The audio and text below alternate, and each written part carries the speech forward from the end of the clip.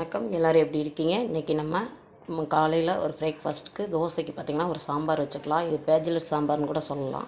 இன்ஸ்டண்ட்டாக வச்சுக்கலாம். இப்போ நான் வந்து ஒரு டம்ளர் துவரம்பருப்பு எடுத்து கழுவிட்டு கொஞ்சம் மஞ்சத்தூள் மட்டும் போட்டு வேக வச்சுருக்கிறேன். நான் பாதி வேக்காடு வெந்ததுக்கப்புறமேட்டு குக்கர் மூடி போட்டுக்கலாம்னு நினச்சிட்டேன்.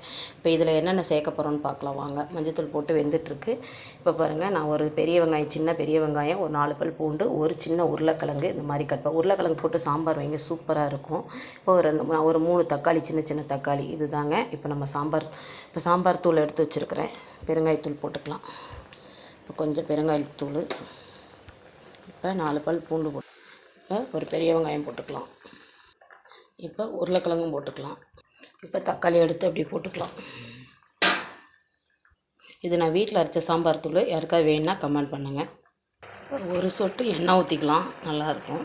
அதுக்கப்புறம் கொஞ்சமாக புளித்தண்ணி கரைச்சி ஊற்றி ஒரு 3